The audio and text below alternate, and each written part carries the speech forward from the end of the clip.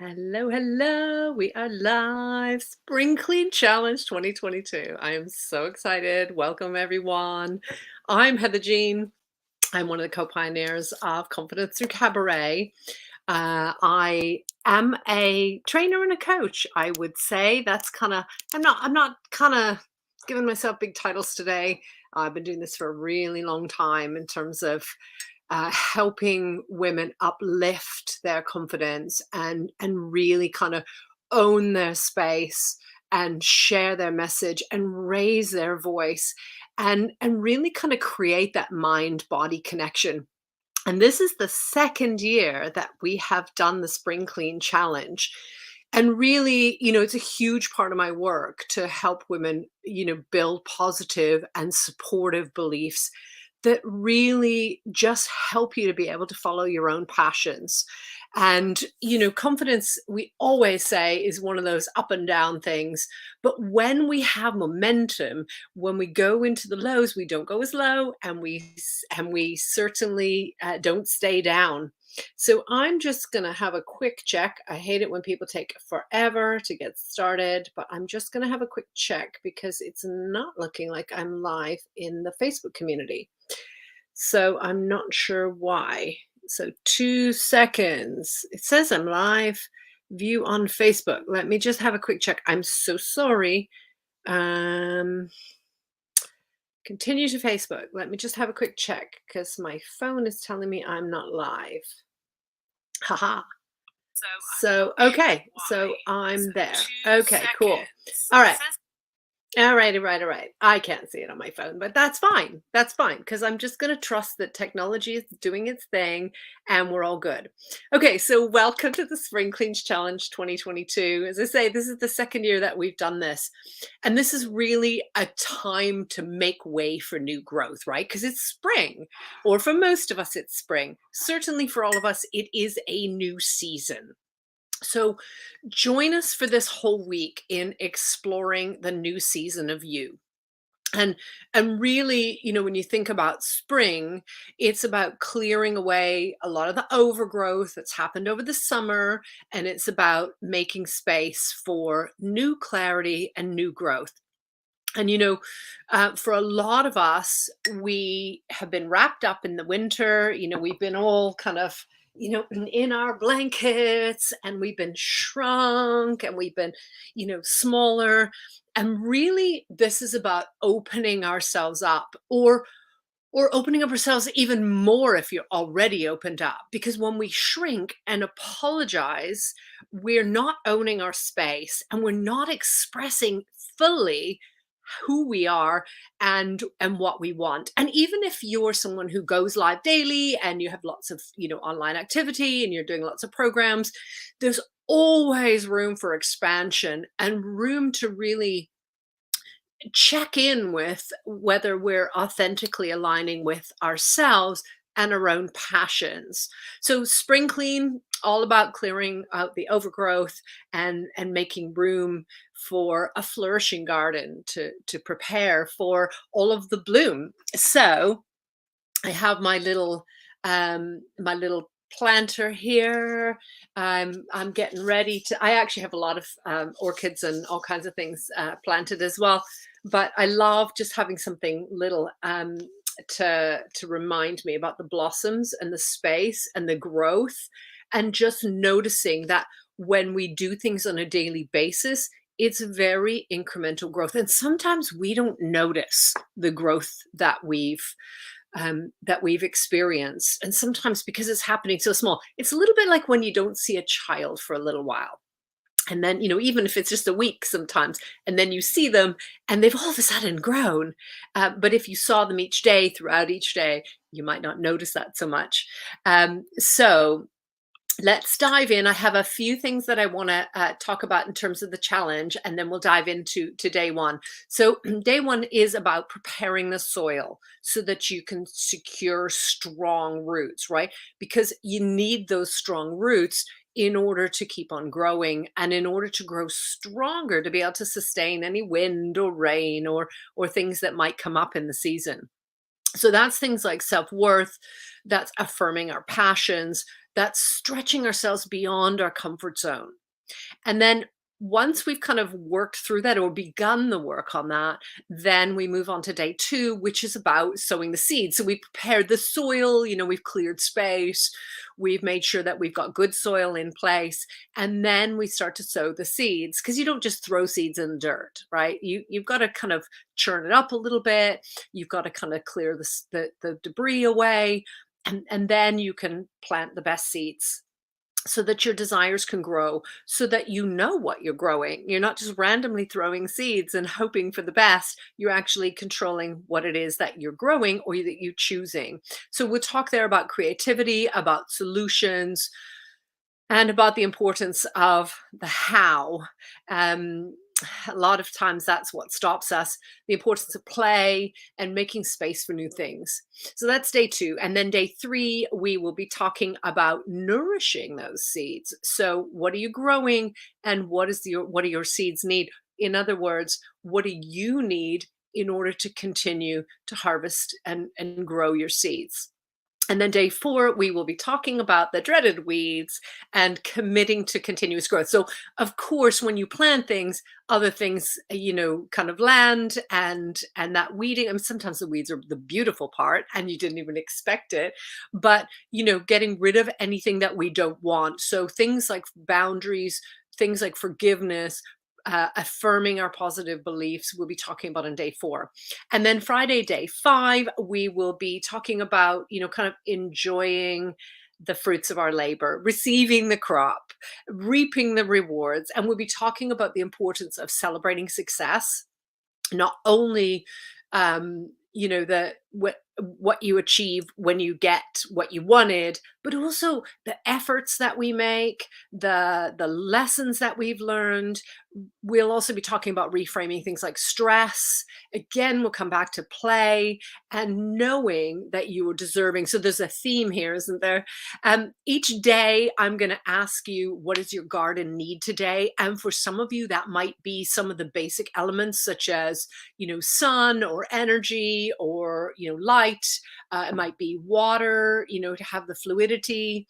It might be some deeper things like hope or trust. It might be, really kind of going back to our core and that sense of safety. It might be raking away some of the leaves so that we can return to that core. It might be finding your voice and really being able to allow that growth to come through and stopping the suppression that sometimes happens. So what does your garden need today?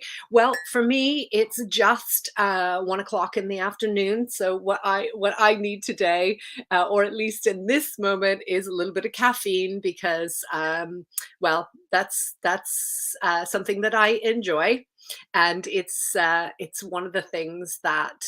Um, I find energizing, and I know that that's probably a crutch, but I enjoy it, so I apologize not for it. So, what does your garden need today? I certainly need more water for sure, like so much more water, because because oh, thank you that you can see me. I appreciate that. I didn't see the comments until now. Yay! I hate it when people go on for like 2 minutes. Let me see, let me see. And so it's like, yay, I'm here. New energy and new space. For sure. And I'm so glad that you're here with me. So thank you for saying hello. So let's dive into day one and let's talk a little bit about, kind of preparing the ground so that we can build really strong roots. So when I thought about what we do when we prepare a garden is, of course, clear away the debris. And what we're doing is creating a space that is just really ready. And so I thought about, what do I do in that situation? And for me, I clear space. So I said on Self Care Saturday that I was cleaning. I spent the whole weekend cleaning and clearing space so that things would be, fresh and new and comfortable for me. Yeah, coffee and water. Yeah, yeah. Cheers, cheers. I love having a coffee in the community. I love this. Um, so the first thing I want to talk about is creating a little altar for you. And I did a little sneak peek of my altar. I don't have a big space for my altar anymore, for my space that is sacred for me. I just have like a cubby hole, which is has a shelf, and in there I have the things that I find calming and centering and comforting, and I bring those out as I need to. So I used to have a space, I used to have a whole room, and it had everything that I wanted in there. It had my yoga mat, it had my pole in the middle of the room, it had speakers for my music, it had all kinds of different things in there. But now that I'm in a smaller space, I just have a small kind of space that is sacred for me. And so in there, I'm looking at it because I can see it throughout every day. If I'm working in my comfy chair, I have a plant. I have beautiful candles. I have magic and sparkle is a sign that hangs over it all. I have a couple of photos in there. I wore my mother's wedding dress when I first got married. And so I have a picture of my mother and father with my mother in my wedding dress, which was hers. I also have essential oils in my space. I'm trying to see what else I have in there. I have a really clean, clear space. And for you, that might be about, something that reminds you to relax, such as scent is a beautiful thing to do that. It might be, candles, as I have. It might be flowers. It could be, if you're into energy cards, it could be that's where you keep those, or your favorite kind of affirmations, or books, that kind of thing. Anything that helps remind you about clearing space. And if you've got a bigger space, then you can have, of course, things like your yoga mat. You could have beautiful cushions. I always have this with me because I love sequins, and because I love the play and movement of this. And so whenever I want something, kind of feelingy, then I grab this and just kind of play. But I I strongly recommend that you kind of create your space. And I would love it if you would post or share with us what your space looks like. So for me, because I don't have a set up space all the time, I pull things out and create a space where I am. So if I've got my yoga mat out, then I've got candles and things around, and music. So I kind of create my space and then I put it away. My space is portable. So but yeah, curating your space, exactly. I strongly recommend you do that. The other thing that I have is I always have a cabaret mask. Usually it's sequins. I have several of them, and I move them around according to what kind of colors and what kind of energy that I'm relating to. Because I don't wear the mask. I don't ever put the mask on, but you'll see it in quite a lot of the imagery that I use on socials as well. So strongly recommend that you curate your space.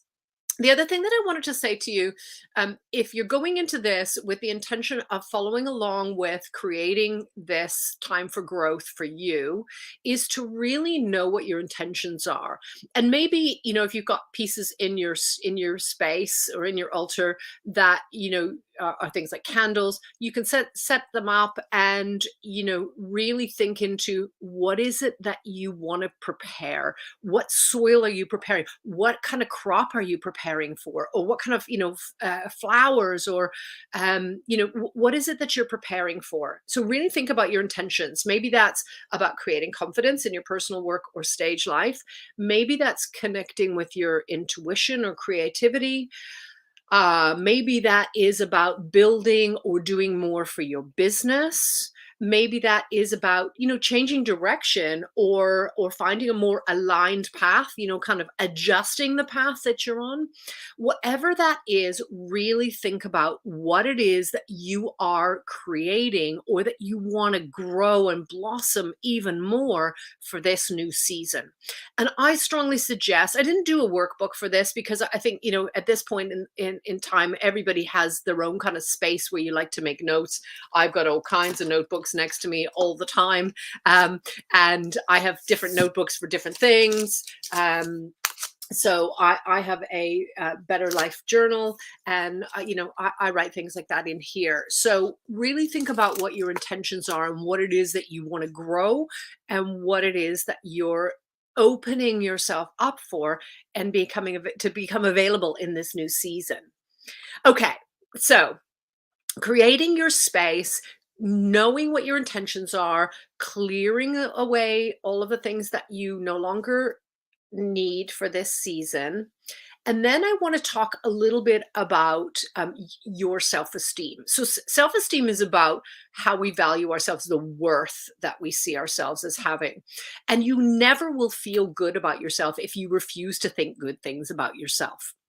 So when you feel good about yourself, then that's when you start to get that momentum to build confidence, and that helps you build your self-esteem. It helps you recognize your value, and that might be one of your intentions. So this is about what you think about yourself. You were born confident, and you were born to be confident. So loving your body, that might be one of your intentions, without guilt or shame. And then, when we're young children, we love our body. We twirl and we move and we do whatever we feel. And through various forms of programming, adults, kind of instill the right way to behave. And one of the best ways to kind of shift that, to be able to move the soil and loosen it up a little bit, is to do some mirror work. Get into your mirror, whether that's a little mirror. That's also something I have on my space, on my altar. Say your affirmations. I'm going to talk about those in a minute. Or allow yourself to see yourself. Now, that can be really hard if that's the first time that you've done it, but trust me, it gets easier. When I first started dance, we had mirrors on all the walls, and I just didn't want to see them. But after a while, I started to find this is such a strong thing to be able to show me where I need to correct my move, where I need to enjoy more, where I need to express more. What am I actually doing? Now, when you get into the mirror, then you can, if you're using affirmations, you can say those affirmations into your mirror. So when something happens that's difficult, you can get into your mirror and you can do some forgiveness work, which we're going to talk about later on this week. You can remind yourself how worthy you are. You can thank yourself. I strongly recommend, at the very least, start and end each day getting into your space. I strongly recommend that you learn to look at yourself. And where I started with my mirror work was just looking at one eye, right? So just staring into the one eye and just really seeing myself, because looking at my whole self was a lot, looking even just at my whole face. So just looking into one eye and then extending our peripheral vision into seeing ourselves. And again, just to remind you, you will never feel good about yourself if you refuse to think good things about yourself. So, as your self love grows, so too will your self respect, right? That love in you is accessible. And for me, and lots of times in my life, it's been hard to access, but that mirror work has really helped build my self esteem. You choose your thoughts always. You have responsibility. So choose thoughts and words that you choose to believe about yourself, how deserving you are. And one of the exercises that you can do is to consider where you learned your self-value or your self-worth. You possibly learned it from conditioning, such as when you were quiet, you were rewarded, or when you were successful, you were rewarded, or when you were funny, you were rewarded, or when you did well on some sort of a test, or you won something. But those are not the only times that we should celebrate ourselves. So consider where you learned your value and reprogram that by getting into the mirror and really valuing what you deserve, who you really are, not because you did or produced something or didn't do something. So One of the exercises is to look back at your past experiences and acknowledge how far you've come. This is fantastic for building self esteem. I've done this with so many clients where they'll say, "Oh yeah, I've done this and I've done that, and oh yeah, and I used to be this, and I had this experience, and I traveled the world, and I you know but that origin of belief is a big one. And beliefs are practice programming. What we keep saying to ourselves is what we believe, right? It's a loop, it's a program.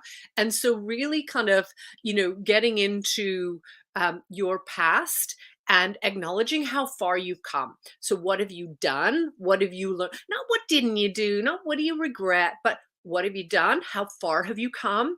What have you learned along the way? And it may surprise you when you look at your progress to see how much you've actually achieved. I love this exercise.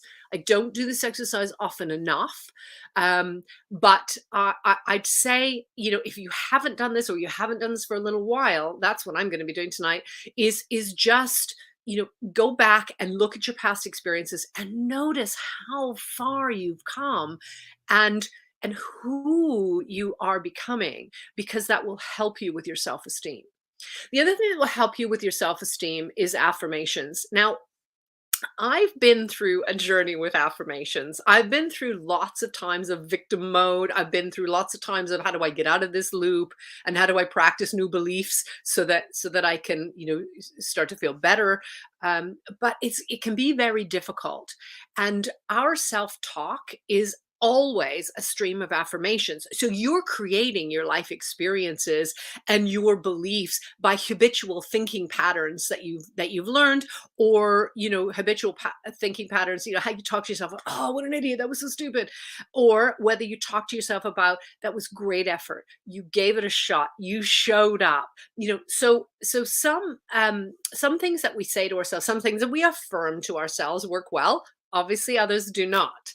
So what you want and what you believe that you deserve are often very different things. So I want to have this affluence, I want to have this business, I want to have this lifestyle, I want to have this freedom, I want to have this relationship, whatever it is. That can be quite different to, how you receive it in terms of your own believing of your worthiness and deservedness. And affirmations help us to be able, positive affirmations that is, help us to be able to move forward.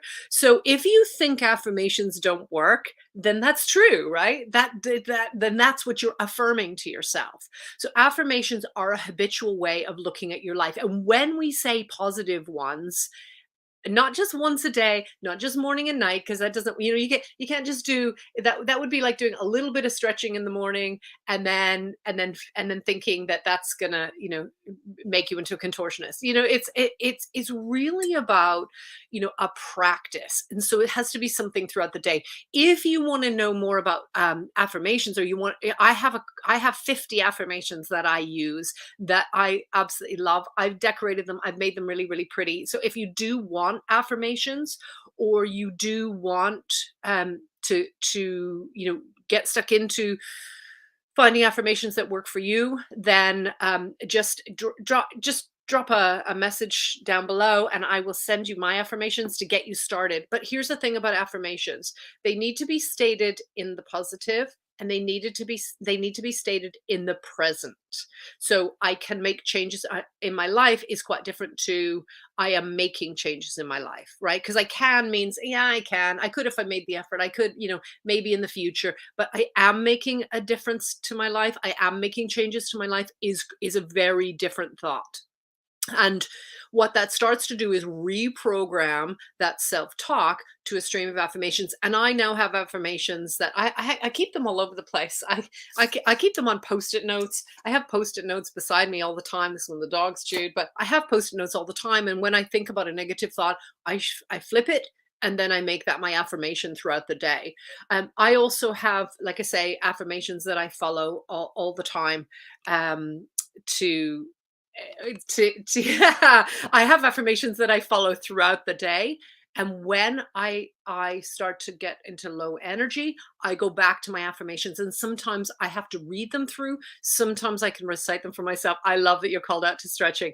I mean, I do stretching before meditation in bed, right? So that's my bed stretching. And then sometimes I'll think, oh, I've done my stretching for the day. It isn't. It isn't. This is just me doing things like this and doing neck stretches, which is beautiful to be able to sit in a comfortable position to be able to meditate, but it's not serving me in terms of going further. And I am starting my stretching. I'm fully with you. That is something I'm working on for my spring clean challenge. I am starting tomorrow. I am going back to full longer stretching sessions. I'm going to start with classes because I need to have some guidance through it, just to get back into the habit. And my affirmations will be a beautiful part of that because we're breathing into our body and we're releasing. And I find stretching very emotional.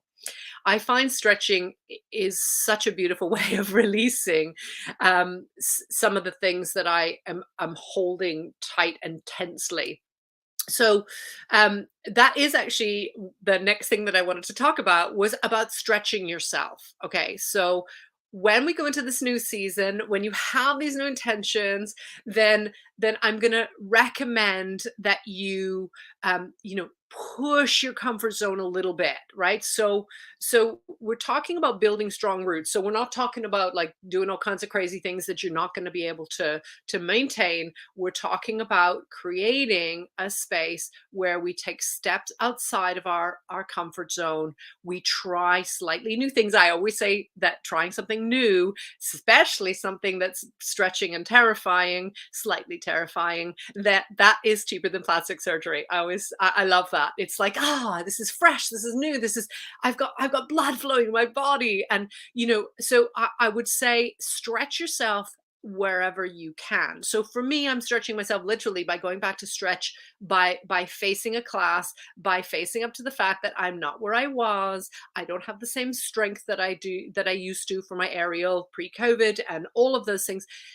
And I kind of tried to hide from that for a while. Throughout the winter, I was like, oh, let me just pretend that I still have that, or let me just hide from the fact that it's going to be hard work. But now I'm coming out of it, and I'm going to be stretching myself for me in physical ways, which releases some of that emotional energy that I've been holding tight. So the last thing that I wanted to talk about is passions, right? So when we connect with our passions, then in what we want to grow, then we go back to our intentions.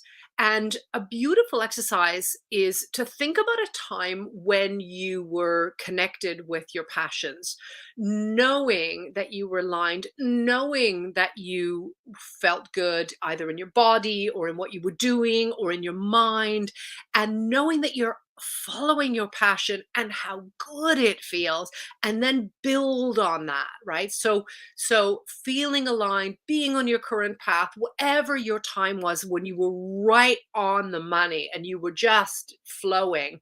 And what were you feeling? What were you doing? What were you experiencing? What were others responding like if there were others around you? Really tune into that time. And this is why I started with the altar, because you can do this.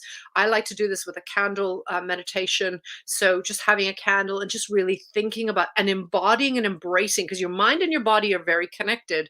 And if you go there in your mind about what were you seeing, hearing, tasting, touching, and smelling in that time when you felt it, then your body will go there as well. When you tap into that experience, that helps you get those momentums. Then saying your positive affirmations, stretching yourself, taking a slight stretch in out of your comfort zone or a big leap out of your comfort zone, and knowing that you are worthy and that you feel good.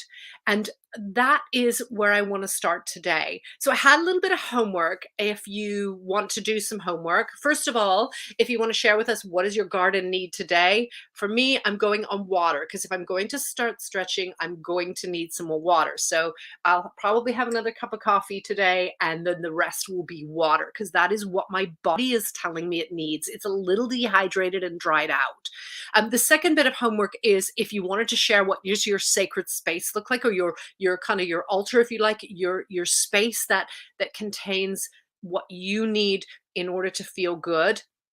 And or you can share a positive affirmation. You can have mine if you want them. Let me know and I will send it straight off to you.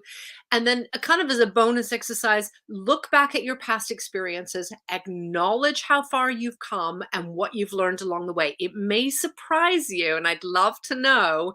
Look back and see what you've achieved that got you here, because that is such a beautiful place to start. So remember, it's just like a garden. We don't start with we don't start with, the growth. We start by preparing the soil.